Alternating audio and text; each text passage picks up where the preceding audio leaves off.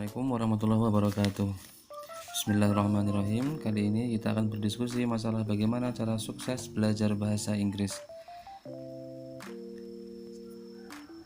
Sering kita jumpai di dalam kelas pembelajaran bahasa Inggris, banyak kawan-kawan yang bertanya, bagaimana sih kok bisa pinter bahasa Inggris? Kok dia bisa, kok aku enggak? Nah, mengenai hal ini, banyak para ahli bahasa maupun guru yang pernah mengajar memiliki opini yang berbeda. Untuk kali ini kita akan berdiskusi masalah bagaimana cara sukses belajar bahasa Inggris dari sumber para ahli atau penelitian yang terdahulu.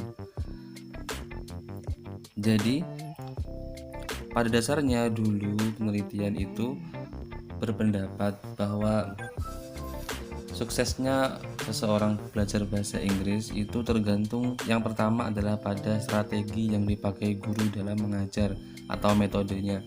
Kalau metodenya menarik, maka biasanya hasilnya pun juga baik.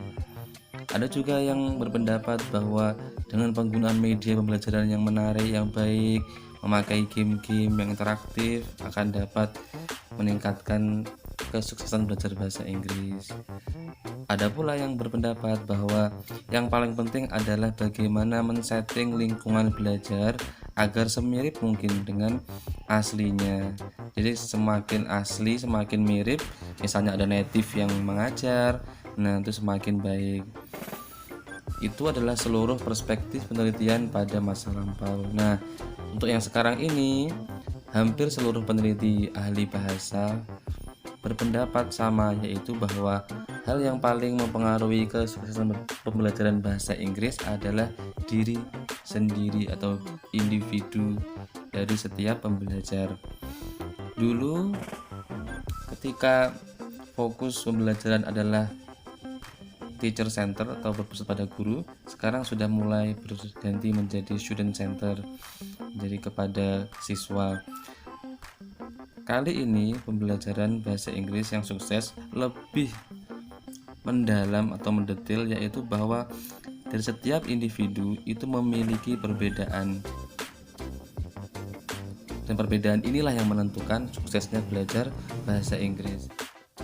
Hal yang pertama mempengaruhi kesuksesan belajar bahasa Inggris seseorang adalah tingkat intelijensi atau nalar atau kemampuan analisis.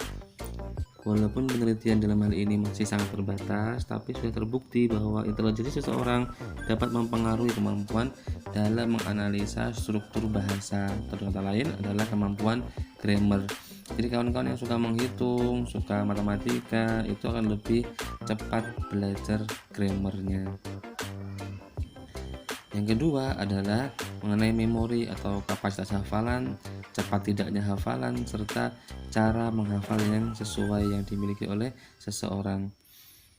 Maka kawan-kawan yang suka hafalan, suka pelajaran sejarah, bisa menghafal tahun-tahun penting, mereka akan lebih cepat berkembang di peningkatan kosakata atau vocabulary pembelajaran bahasa Inggris. Faktor yang paling penting dalam diri sendiri adalah mengenai gaya belajar atau learning style. Yang kita tahu pada umumnya biasanya kita kan ada 3 gaya belajar, dari visual atau dari lebih melihat sesuatu, auditory yang lebih suka mendengarkan, atau mungkin kinestetik yang harus mencoba mempraktekannya. Kawan-kawan akan lebih nyaman bagaimana mendapatkan atau belajar bahasa Inggris dengan cara yang paling sesuai. Untuk melihat ini, kawan-kawan perlu tes dulu mengenai gaya belajar yang dominan agar nanti untuk belajar bahasa Inggris bisa lebih sesuai. Nah, dalam hal gaya belajar, penelitian terdahulu juga membagi dalam 2 aspek, yaitu field dependence dan field independence. Field dependent adalah bahwa seseorang tersebut sangat tergantung dengan adanya lingkungan yang mendukung. Jadi field dependent itu melihat secara holistik, tidak bisa melihat secara spesifik.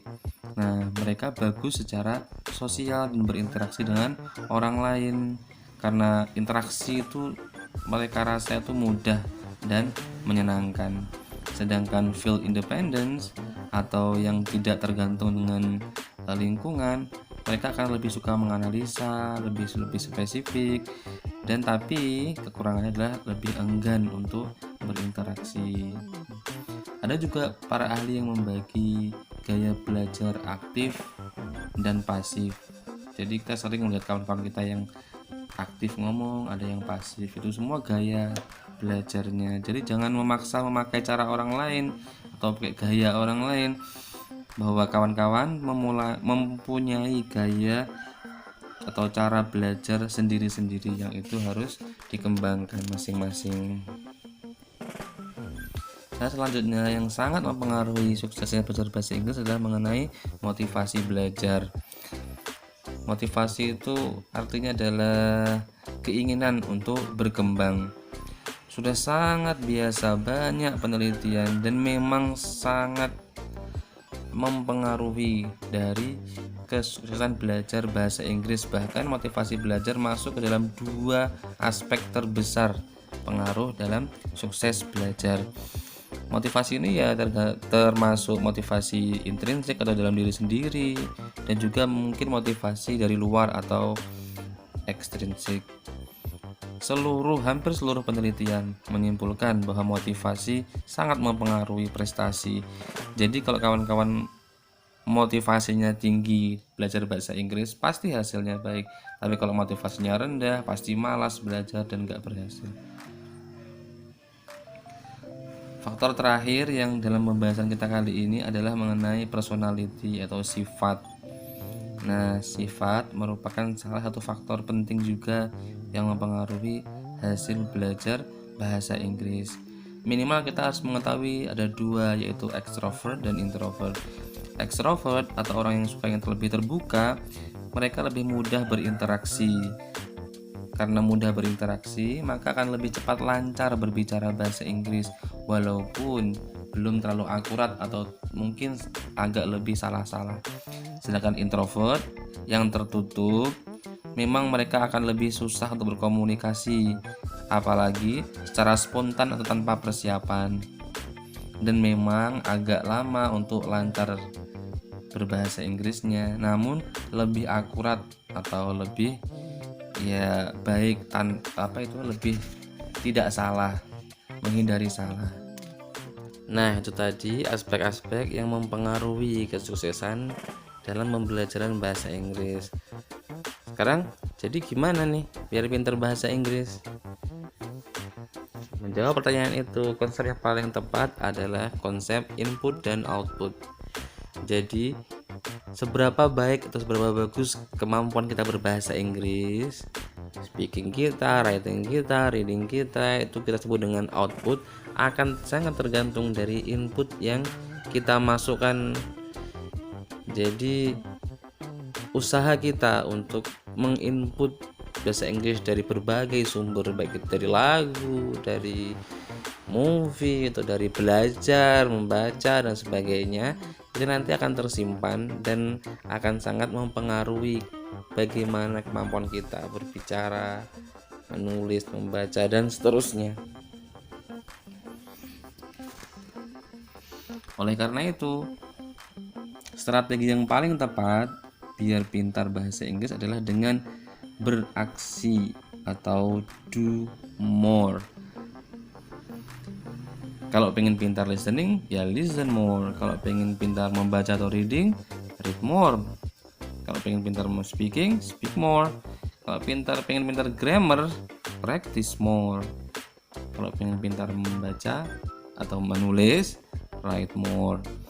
Jadi kesimpulannya adalah kalau pengen pintar bahasa Inggris, usaha, semangat, kenali cara yang paling cocok untuk diri sendiri, jangan pakai cara orang lain, dan juga fokus, maka belajar bahasa Inggris akan menjadi sangat mudah.